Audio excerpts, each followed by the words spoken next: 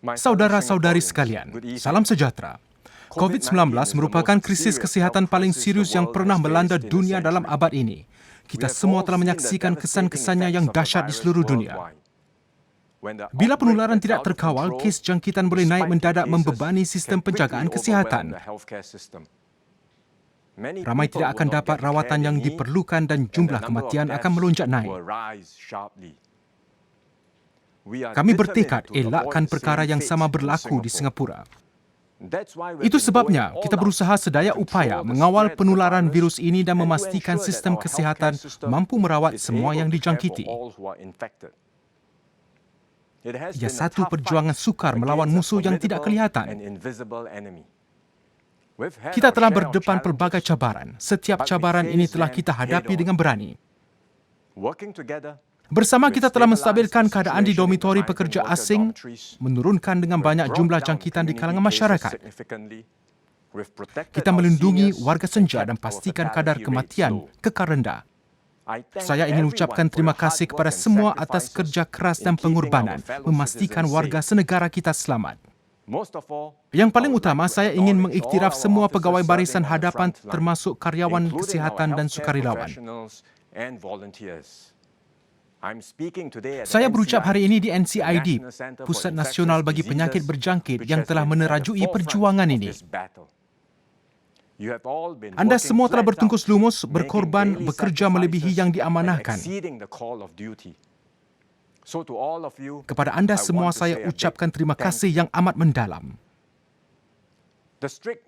Langkah-langkah dan sekatan ketat yang kami laksanakan beberapa bulan lalu telah membuahkan hasil. Namun kesan akibatnya amatlah besar. Kami cuba mengurangkan kesannya terhadap perniagaan dan pekerja melalui 4 pakej belanjawan tahun ini.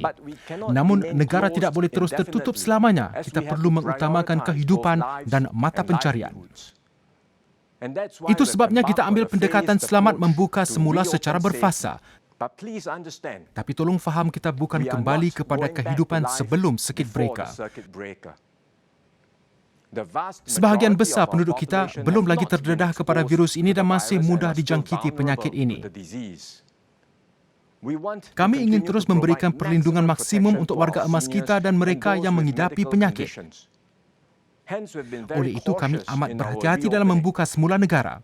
Sekarang kita dalam fasa 1 dan kami akan terus memantau keadaan sepanjang minggu akan datang. Sekira keadaan terus stabil, kita dapat beralih ke fasa 2 sebelum akhir bulan ini. Kita akan mulakan semula lebih banyak aktiviti meliputi hampir seluruh ekonomi, benarkan hubungan sosial dan rawatan keluarga dalam kumpulan kecil tidak melebihi 5 orang. Kami sedang longgarkan sekatan perjalanan secara berhati-hati, membuka semula sempadan dan mewujudkan laluan hijau bersama negara-negara tertentu. Aturan ini akan dibenarkan untuk perjalanan penting atau urusan kerja sahaja dan kawalan-kawalan ketat akan dilaksanakan. Apabila keadaan mengizinkan, kami akan lanjutkan laluan hijau ini kepada lebih banyak negara meliputi perjalanan bukan atas urusan bisnis sahaja. Ia akan mengambil masa sebelum penerbangan antarabangsa kembali rancak atau sebelum kami benarkan orang ramai lakukan perjalanan ke luar negara. Apabila kita sambung semula, lebih banyak aktiviti, interaksi sesama manusia akan bertambah dan akan terdapat lebih banyak peluang untuk virus ini merebak. Kita mesti bersedia dari segi mental bagi kemungkinan jumlah kes baru akan meningkat. Ini telah berlaku di banyak tempat lain selepas keluar dari lockdown dan kita perlu jangka ia terjadi di sini juga. Apa yang penting ialah pastikan kadar jangkitan dalam masyarakat setempat kekal stabil. Jika berupaya, kami boleh terus longgarkan langkah-langkah sekatan secara bertahap-tahap. Sekiranya jumlah kes meningkat secara mendadak, kami perlu perlahankan kadar membuka semula negara, malah terpaksa memperketatkan beberapa sekatan. Keupayaan kita mengawal jangkitan semasa proses pembukaan semula penting. Itu sebabnya kami lakukan 2 perkara semasa tempoh circuit breaker. Pertama, pertingkat keupayaan dan mempercepat proses pengesanan kontak dengan kes yang disahkan dengan membangunkan sistem-sistem baru. Kami telah luaskan pasukan pengesanan kontak yang kini meliputi pihak polis dan SAF. Kami juga gunakan teknologi mempercepat pengesanan kontak. Kami telah laksanakan Safe Entry, sistem digital daftar masuk dan keluar, serta aplikasi telefon bijak Trace Together. Dengan peningkatan ini, kita boleh kenal pasti kontak terdekat lebih cepat, asingkan mereka dan elak terbentuknya kelompok besar. Selain Trace Together dan Safe Entry, kami juga sedang menghasilkan alat-alat Bluetooth yang boleh dipakai. Alat-alat ini dapat berfungsi tanpa menggunakan telefon bijak. Anda mudah pakai atau bawa ke mana-mana sambil melakukan kegiatan harian. Saya harap semua dapat faham dan berikan kerjasama. Guna alat-alat penting ini, ia akan bantu kita hadkan penularan virus dan menyelamatkan nyawa. Kedua, kami tingkatkan keupayaan menjalankan ujian. Kami sedang dapatkan lebih banyak kit ujian, tingkatkan keupayaan makmal, merekrut dan melatih lebih ramai juruteknik makmal dan kaki tangan, menjalankan swab dan mengambil sampel darah. Awal April, kami jalankan sekitar 2,000 ujian sehari. Sekarang kita berupaya menjalankan sekitar 13,000 ujian sehari. Kita sedang berusaha menjalankan 40,000 ujian sehari dalam beberapa bulan ini. Keupayaan yang dipertingkatkan menjalankan ujian adalah penting. Ini berarti kita dapat jalankan ujian meluas bagi kumpulan-kumpulan berisiko tinggi. Kita juga boleh buat lebih ujian pantauan dalam masyarakat termasuk mereka dengan simptom pernafasan. Ini dapat memberi gambaran lebih cepat dan tepat jumlah kes yang belum dikesan dalam kalangan kita. Selain ujian yang standar, kami sedang gunakan kaedah pengesanan yang lain. Contohnya, kami ambil air kumbahan, mengujinya bagi mengesan virus. Ini satu cara kita mengesan sama ada terdapat orang-orang yang telah dijangkiti dalam kumpulan tertentu. Contohnya, mereka yang tinggal di dormitori. Kami gunakan ujian serologi. Ia bantu mengenal pasti mereka yang telah dijangkiti sebelum ini tetapi mungkin sudah pulih dan kini hasilkan antibodi dalam tubuh mereka yang dapat membantu melawan virus tersebut.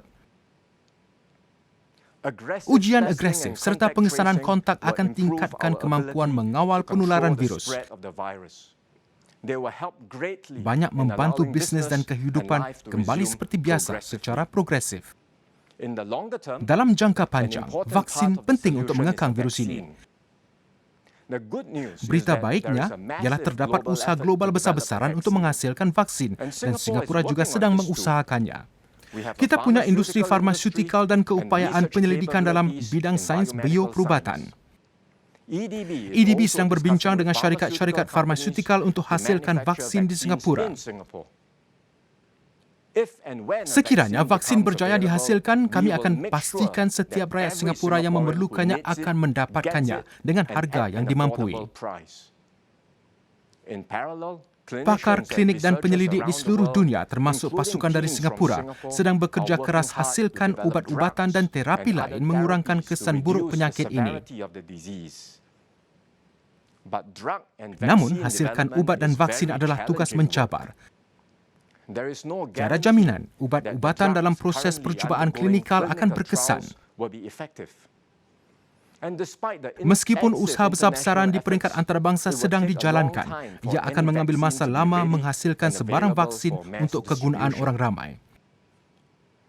Kita harus realistik dan bersedia menghadapi masa-masa lebih mencabar. Virus ini tidak mungkin akan lenyap.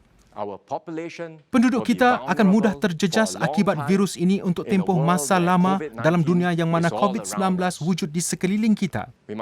Kita mesti sesuaikan diri belajar teruskan kehidupan dalam sekitaran ini buat jangka masa panjang. Tidak boleh bergantung kepada tindakan pemerintah saja. Setiap daripada kita, pemerintah, pemilik bisnes dan individu, semua punya peranan. Apa yang penting tingkah laku dan sikap kita. Kita mesti sentiasa berdisiplin dan berwaspada dan tidak leka. Kita mesti amalkan tanggungjawab sosial dengan menjaga kebersihan diri dan mematuhi langkah-langkah jarak selamat. Cuci tangan dengan kerap, pakai pelitup, elakkan majlis-majlis keramaian dan tempat-tempat yang sesak, serta segera berjumpa doktor apabila sakit. Ini telah ditekankan sekian lama. Namun, ia perlu sering diulang kerana langkah-langkah ini boleh dilakukan oleh semua untuk melindungi diri dan orang-orang tersayang. Secara kolektif, langkah-langkah ini akan membuat kita berjaya membendung COVID-19. Membolehkan pembukaan semula negara dengan selamat dan mampan, seperti di Denmark dan New Zealand. Jika kita leka dan tidak berjaga-jaga, jumlah kes dan kelompok baru akan berlipat ganda dengan cepat. Jika ini berlaku, semua usaha ujian dan pengesanan kontak akan sia-sia. Kita mungkin akan terpaksa menjalani satu lagi tempoh circuit breaker. Maka itu berikan kerjasama dan patuhi sekatan-sekatan untuk melindungi semua. Kita juga perlu mengubah cara kehidupan dan bekerja. COVID-19 telah menyebabkan peralihan ke aturan kerja fleksibel. Bekerja dari rumah, waktu kerja berbeza-beza dan membagi para pekerja kepada pasukan berasingan semakin menjadi kebiasaan. Perancangan bandar kita perlu memenuhi keperluan-keperluan baru ini. Reka bentuk pejabat dan bangunan juga perlu diubah memandangkan sekarang kita tahu risiko penularan dalam ruang-ruang tertutup. Kita akan perlukan pengalihan dan penapisan udara yang lebih baik di dalam bangunan-bangunan. Ciri-ciri lain seperti peralatan tanpa sentuh, pintu otomatik, ruang untuk cecair pembersih tangan dan stesen pemeriksaan suhu harus dijadikan ciri-ciri yang perlu ada di semua bangunan. Syarikat-syarikat perlu cari cara-cara baru dan selamat menyediakan produk dan khidmat kepada pelanggan. Banyak syarikat sudah memanfaatkan teknologi digital. Sesetengah perlu ubah cara menjalankan perniagaan menyesuaikan diri dengan sekitaran baru ini. Saya gembira pemilik gerai pasar dan penjajah kini lebih kerap gunakan kaedah pembayaran digital dan wadah dalam talian untuk dapatkan pelanggan baru. Antara yang terjejas dengan ketara ialah sektor pembinaan. Industri pembinaan telah menjadi sangat lemah akibat pandemik ini. Industri ini perlu laksanakan langkah berjaga-jaga baru di tapak binaan. Teruskan usaha otomasi dan tingkatkan daya penghasilan supaya tidak bergantung kepada pekerja asing. Para pekerja sektor pembinaan baik pekerja tempatan ataupun asing akan diperlukan untuk menjalani ujian secara kerap dan menyeluruh. Kita perlu semak semula dan baiki keadaan tempat tinggal para pekerja asing. Dormitori sekarang sebenarnya adalah hasil kerja-kerja peningkatan yang dijalankan sedekat lalu. Meskipun begitu, dan selepas mengambil langkah berjaga-jaga, penularan virus tetap berlaku secara meluas di dormitori. Kami akan ambil langkah berjaga-jaga lebih ketat dan membina dormitori baru agar lebih berdaya tahan terhadap risiko jangkitan. Risiko itu akan sentiasa wujud kerana ramai pekerja tinggal setempat dan berkongsi kemudahan bersama.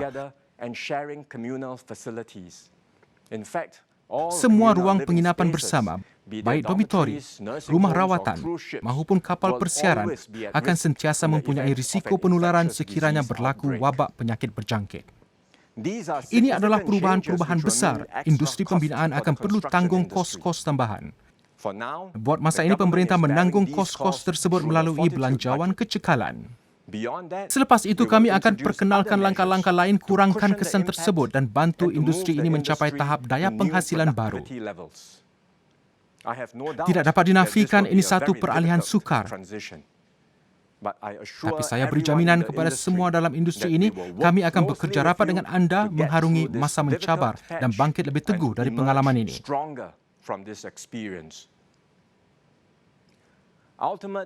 Membuka semula ekonomi dan masyarakat tidak berarti kita kembali kepada keadaan seperti sedia kala. Ramai tidak sabar menyambung aktiviti-aktiviti kegemaran atau lakukan rutin biasa anda.